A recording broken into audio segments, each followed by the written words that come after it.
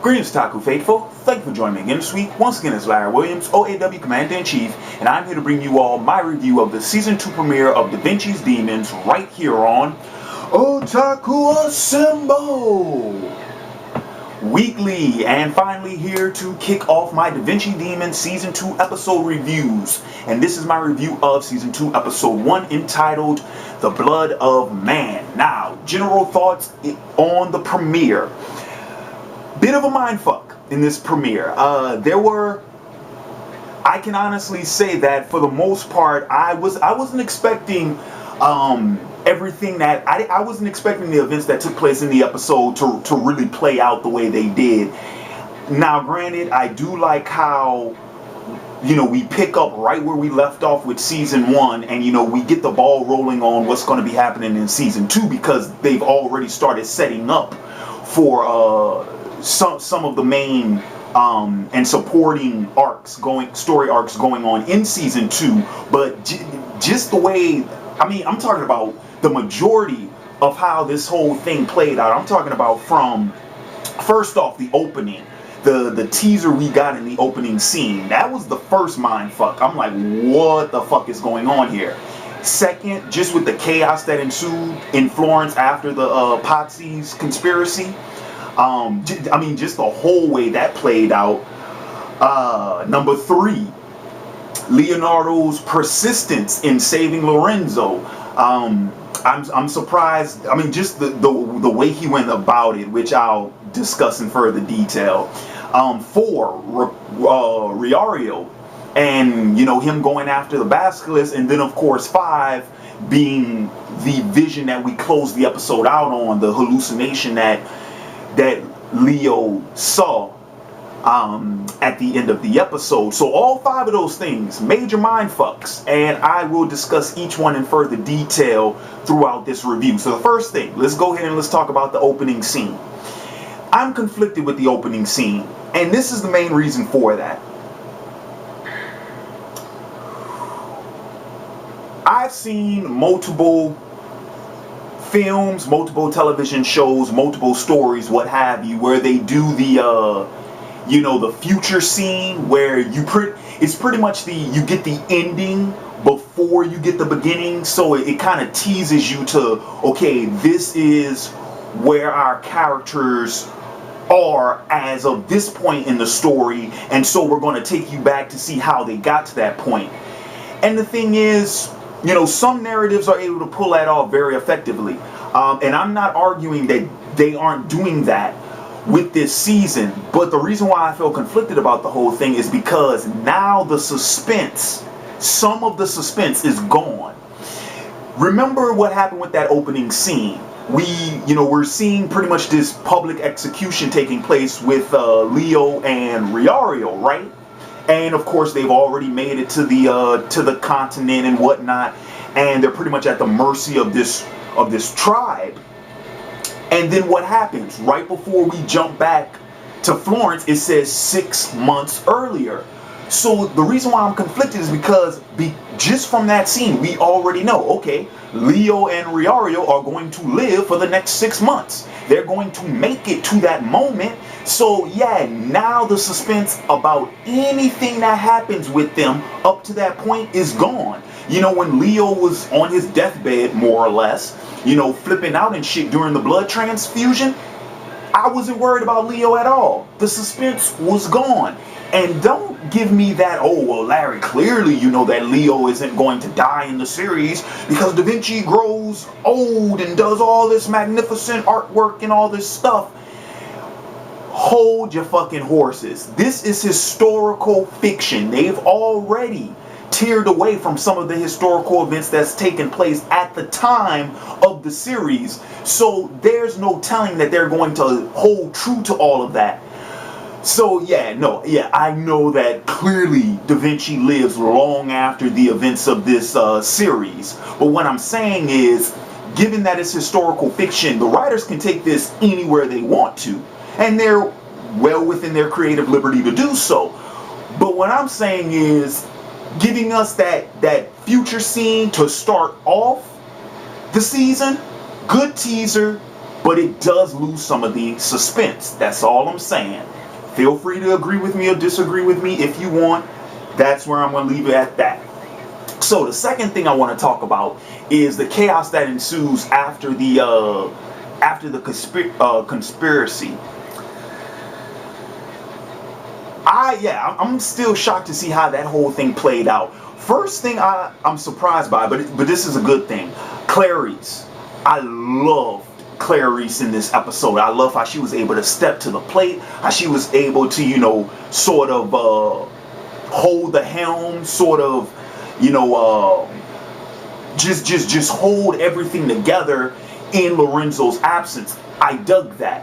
What I didn't expect though was how much opposition they actually would have. Because remember, all throughout the second half of season 1, leading up to the Easter Mass, we know that the Pazzis were conspiring and all that jazz, but they kept talking about how if the people find out about this, they'll rally behind the Medicis, and we can't invade Florence just yet. You gotta wait for my signal, otherwise the people will retaliate against you and we'll never be able to take the city.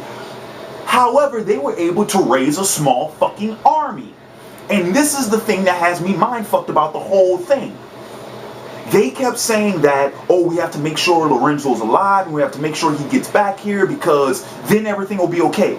What makes you so it once Lorenzo magically appears, then all of a sudden the people are just going to rally behind him and take out the mob? I understand that the mob is, while pretty significant in numbers, they're still the minority when you take the population of the city into consideration. I do understand that, but what I'm saying is that was a fairly large mob.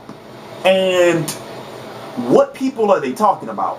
Because there were, you had soldiers, you had merchants, you had clerics, you had a whole assortment of people rallying behind the Pazzis. So what? I don't think that Lorenzo resurfacing might be able to quell the riot to some extent, but it's not going to completely just turn the whole thing around. If anything, it's only going to stall it until the next fucking blowout. Unless there's like some reinforcements or, a secondary army or something that they haven't mentioned yet. But that was pretty much the mindfuck for me with that whole thing, is how many people actually rallied behind the Pazzis. How many of them were trying to break into the Medici home. That was a lot of people in those streets. So we'll see. Clearly it looks like this thing's going to blow over by next episode, but I want to see how that whole thing gets resolved. So third thing I want to talk about that I mentioned earlier, just Leo's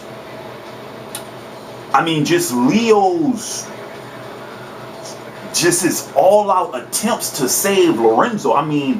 Rescuing him, yeah, we knew Leo was going to do that, but dude, a blood transfusion? And see, that was another thing that made me chuckle about the episode, because I've made several comments, to friends and whatnot, while I was watching season 1, about how it seems like Da Vinci's inventing all this stuff. The world, like in season 1, he invents the world's first like scuba gear, diving mechanism and whatnot. And I don't know if they have the blunderbuss. Not the blunderbuss, the Granado. I'm pretty sure they don't have the Granado at this point in time. What is this, 1500s? Yeah, the Granado didn't come around, I think, until the 1700s. But you remember in season 1 when Leo did that whole bluff with Riario, he had the little grenade.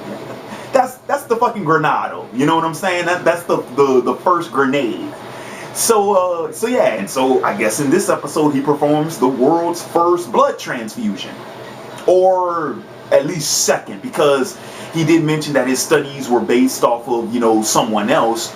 But yeah, Leo damn near died. He literally was willing to sacrifice himself just to save Lorenzo, despite Lorenzo constantly threatening to kill him throughout the entire episode, which did get tired after a while, but Leo stayed the course.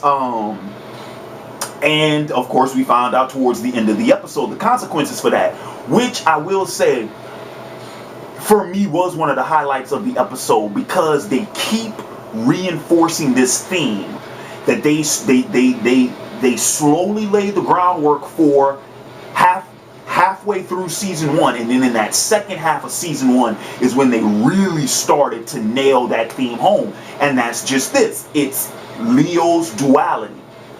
The two imposing urges within Leo. On the one hand, he wants to, find the book of leaves and uncover all these mysteries and find all these answers because he's curious by nature. That's where his ambition, his vanity, his desire, his passion, that's where it all lies, within that quest. But at the same time, on the opposite end of that, Leo has his duties to Florence. He has his duties to Lorenzo. His duties to his friends and his duties to other people that conflict with the former. And the entire series has been this juggling act that Leo's been doing between these two opposing urges within him. These two calls. And second half of season 1 is when we finally saw that starting to, those nails in the coffin starting to be dropped. With when the Abyssinian died, he told Leo, it's like, you have to accept the fact that you can fail. You have to accept that possibility. Leo's been, Leo said he always thought his wits and ingenuity would get him through. And finally, we're getting these events where, no, Leo, they are not. There are consequences to your actions, and no matter how clever and how persistent you may be, how resourceful you may be, they can lead to failure. Leo's getting that huge, smoldering slice of humble pie, and I like that they are remaining consistent in that regard. What I didn't expect, though, was for Homeboy to chew Leo out the way he did. I mean, he pretty much blatantly just tore him a new asshole, where he was talking about, you chose Florence over us, you chose, to help others over us. And it does send somewhat of a mixed bag, because it's almost as if he's blaming Leo for being selfless and wanting him to be more selfish. But then again, you got to remember that he is always talking about Leo's destiny, and the idea that is the bigger picture, that's the grander picture, and that all the political things going on in Florence and the whole conflict with Rome, at the end of the day, is unconsequential to Leo. It shouldn't matter, but Leo can't just do that. You know what I mean? He can't just flip that switch and turn that off about himself. He loves Florence, he loves his city, so he's gonna do what he thinks he has to do in order to see to her well-being. And that's why that internal conflict, that duality, that's why it works so well. Oh, it works so well. So, next thing I want to discuss is what I mentioned about Riario, him being able to catch it to the basilisk. That was probably one of the biggest surprises of this episode, because I saw that playing out completely different. This is what I thought was going to happen with that. Once Riario found out about the basilisk and that it was in Pisa, and once he departed to try and catch it, I thought the way it was going to play out was that when Nico and Zoe got to the basilisk and they attempted to stall him, it wasn't going to happen. Basilisk was going to set sail with them two on board, or they would leave. I thought it would have been something more along the lines of they actually would have stayed on board, maybe even been shanghaied or something like that. But I saw that as being like a separation of the team, where Leo would have been by himself. Or more interesting, I thought would have been really fucking cool, is if he would have had to work with Riario in order to get to the other continent. See, I thought I was almost certain that's the direction they were going to go, because we had both of them imprisoned in that opening sequence. So I thought they actually would have been working together throughout this season, which I'm pretty sure won't be the case, but that could still happen, even how they already set it up in this episode. But anyway, let me get back to my point. So I figured that the team was going to get separated, the Basilisk was going to sell off, and going back to it, yeah, then Leo and Riario would have had to find a way to the continent, like another way on their own, you know? That did not happen. Leo got left behind, but Riario caught that damn ship. And yeah, and then of course, you know, Zoe and Lucretia, they got thrown overboard, and Nico's still on board. Of course, Zoe and them, they're gonna live. It will be interesting to see what transpires between Nico and Riario while they're on the ship. That's gonna be pretty interesting. But yeah, totally. When he showed up in that ship, I was like, holy fuck, he caught it. Wow. Oh, and not only that, he has all of fucking Leo's information. You know, he has the key. He has the key to decipher the map. He has the map, and he has the compass, the astral lobe. So, yeah. The only thing Riario is missing is the keys, which now leads me to think that it's going to be something more of maybe a like this sort of, well, probably this grand surrender that's going to have to come place once Riario finds the Boat of Heaven, and Leo will probably find it on his own, you know, however he's able to piece it together, and it'll probably be a situation where he'll have to surrender the keys over to Riario. I can see that happening really easily, but we'll see what happens. I mean, I think it's going to be a long season. I think this one's going to be 10 episodes instead of 8 like the previous season. So we'll see what happens. And then, yeah, and then my final thoughts on the premiere. Leo's vision at the end. First time we get introduced to another enemy of the Sons of Mithra other than the Vatican. Now, I do not know to which they are referring. I mean, in that scene when he was talking about, you know, older than Christianity and the people of the Horn God and stuff like that. I mean, clearly this, I don't know. I was searching in my head. It's like, what could he be referring to? It's like, I would assume it's something pagan, but, you know, because of the whole, you know, the bull head, the bull skull with the giant horns and stuff. So I'm like, okay, maybe it's something pagan. But then again, I have to believe that it might be something more closely related to maybe Roman or Greek, because when the figure was doing his monologue, he mentioned like the labyrinth and shit. So that immediately made me think, okay, Greece.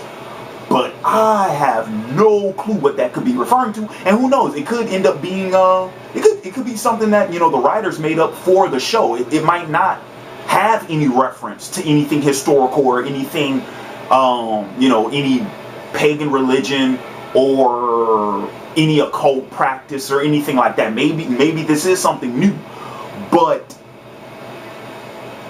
I'm very interested to see what it is. And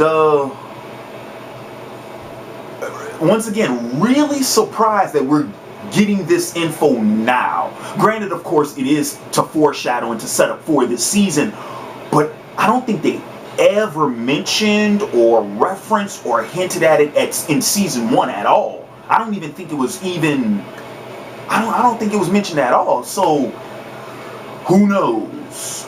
But what I don't want to see happen, and hear me out with this, and this is going to be my final thought, what I don't want to see happen is, I don't want them to get lost with it. I don't want them to, start introducing all this new stuff to where it starts feeling like a wild goose chase. You know what I mean? Because it's like, a new enemy of the son of Methra. Well, how many enemies do y'all fucking have?